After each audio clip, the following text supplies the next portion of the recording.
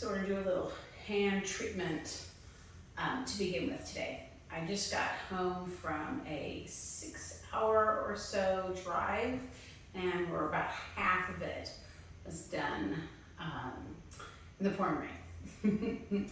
And the pouring rain here is pouring rain sometimes. So I want to do a full hand treatment or a partial hand treatment, kind of a mini hand treatment actually, but then focus in on the forearms because my forearms get really tense, then my middle back was just really tense. So let's just kind of notice what we notice. First, we'll do an assessment, and then we'll move on from there to open up the back, neck, and shoulders. Neck feels fine, just kind of fatigued, a little worn down. Remember, part of the purpose of the melt isn't just to, wherever it touches, feel good, but to actually move from indirect before direct, so that we actually can maybe move away from an area that might have tension and be able to release and restore an area that may be building or, remember, developing stuck stress in it. So let's start with a little assessment here. Hello, kitty cat. Let's start with a little assessment here. Put those forearms together. I can already feel my shoulders tight. Take a deep breath if you'd like. Notice as you exhale, if that releases or gets even more tense. Open the palms up. You want to notice if you have flattened out palms. This can be an indicator that there's not enough strength here, not enough strength or length in the front side, as well as compression and also dehydration. So it looks like I might be a little bit dehydrated today. So then let's take the ball, place the ball in one hand or the other, and then just begin to move the ball. So I'm just checking my grip strength, because very often our grip strength is an indicator of maybe some tension or compression in the neck. So I'm noticing how my hands grip over the ball, and then going to the other hand. Kitty loves this part. It feels about equal. My hands on my left side feel a little bit squished up. My hands on my right side feel a little bit more open. So let's start on the first side. You can choose which side that is. Place the ball on the ground. Make sure you're not having direct compression, so you're not going straight over, straight down, but giving a nice, just a gentle, remember, we're looking for tolerable pressure, and press down a couple of times. Now, if you're not comfortable in this type of seating position, go ahead and take a seat in a chair. You can sit next to your countertop, you can sit next to your table, or you can stand for that matter. So I'm just gonna hold, take a deep breath, inhale, and then exhale. And then I'm gonna go to position point 2. On the knuckle of my index finger, I'm gonna press down. It's gonna open up that knuckle. Then underneath the knuckle of my second, take a deep breath between each. And then my thumb. So again, position point 2, thumbs, the knuckle of the thumb, index finger, ring finger, middle finger, pinky finger.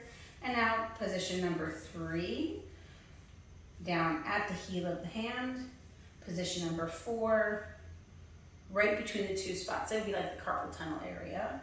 And then position number 5 at the outside edge of the pinky side of the hand. I'm going to lift that hand up, and then I'm going to come down where I would normally have done every other part. And I'm going to come down, changing positions just a little bit. And I'm going to move the kitty, come on over here. And I'm going to place my forearms down. And you can kind of feel how the muscle moves here.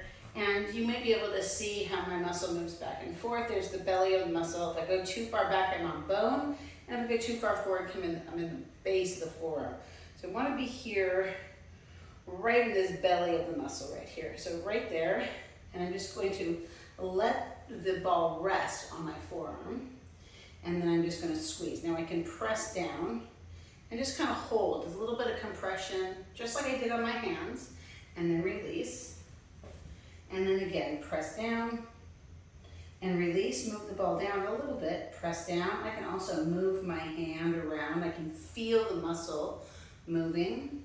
Go down a little bit further. We've been away for a day, so it means the kitties need a lot of attention. And then one more time, press down. Good, I'm gonna go back to that beginning spot there, and I'm just gonna give it a little shear, a little tenderness in there. Then another one, I can feel that tension. It's kind of from where I'm holding the steering wheel for about 6 hours. And then one more time. And then I'm gonna start with my hands, and then we're gonna go to where my hands were. I'm going to start at position point 3, and I'm going to begin to do a little bit of shearing here. A little shearing back and forth, just like I did on my forearm. A little shearing. So now I've opened up this area a little bit here. Push back and forth. I'm kind of giving a little twist. I'm not really moving the ball back and forth too much. I'm holding the ball, getting the ball to twist my tissue. Pause, and I'm going to move my thumb in and out. Remember, it's all tolerable pressure. And then now I'm going to rinse. I'm going to first rinse my whole forearm. And bring my opposite forearm to the ground and rinse. I'm going from my fingertips to my elbow. Now remember always, when we touch the skin, we touch the brain. And so the brain comes to the surface at the skin. So we're giving that brain a little bit of tender loving care, a little restoration, a little hydration. One more time. And then I'm going to go to the back of my hand, and I'm going to rinse down the back of my hand.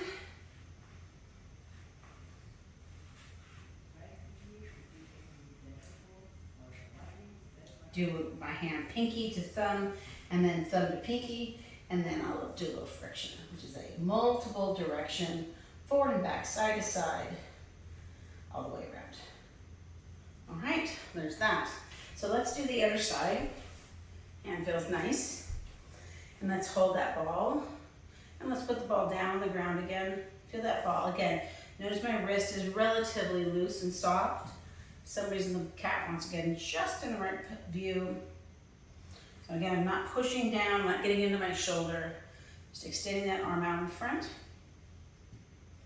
Good, and let's do position point 2, index finger, middle finger, ring finger, pinky finger, thumb, heel of the hand, position 3, position 4, and position 5. Good. And then I'm going to take the ball and I'm going to do the same type of thing here. So I'm going to press down. I'm just going to press down into that muscle area. Remember, we don't want to go too far forward here and we don't want to go onto the bony. It's just kind of, you can kind of feel where the muscles come up. If you slide your hand up to the bone, and then come back down, you can even kind of move those muscles back and forth. I'm going to press down, hold, and then move the ball down a little bit and hold, and then hold again, one more time.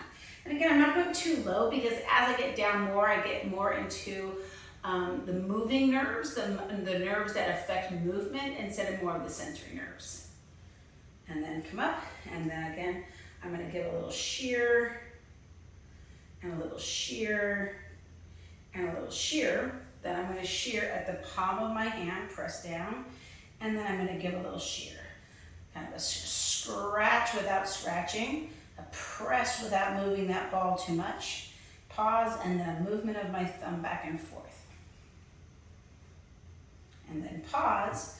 I got to get on the ground again, and then I'm going to do that full glide all the way down from my fingers to my elbow. One more time.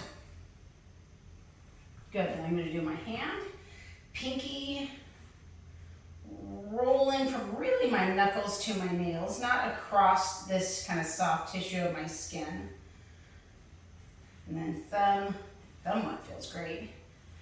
Index finger, middle finger, ring finger. And then the beauty is I also get the bottom of the other side as I'm working the top of the side that I'm actually on. And then again, we'll get some friction here. What I'm really hoping for is a great night's sleep. Sleeping out at a strange location, we were at an Airbnb, sometimes makes me sleep funky. And so I didn't sleep great last night. Been driving all day, a little bit of tension and pressure that way as well. So again, let's take that ball, place it in my hand. Grip feels good.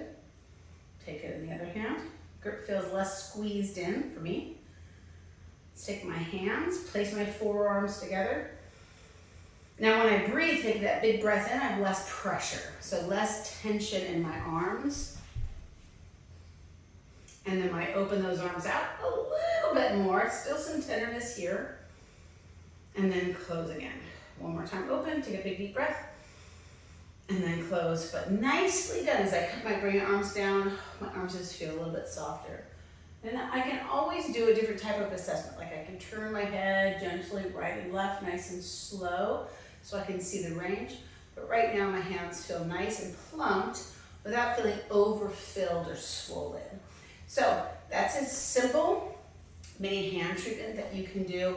Just if you've been driving or writing or on the computer, or maybe you practice piano or violin or something like that, or maybe just your upper body tends to feel more tired and achy at the end of the day. Give yourself the opportunity to try a little hand treatment. And if you need to have more information about melt techniques, whether they be your foot treatments, hand treatments, or the full body treatments with the melt rollers, let me know. And not only can this affect just how you feel in everyday life, but this can make a big impact on how you move within your own fitness, your own wellness, your own sport. So have a great day, and I'll talk to you soon.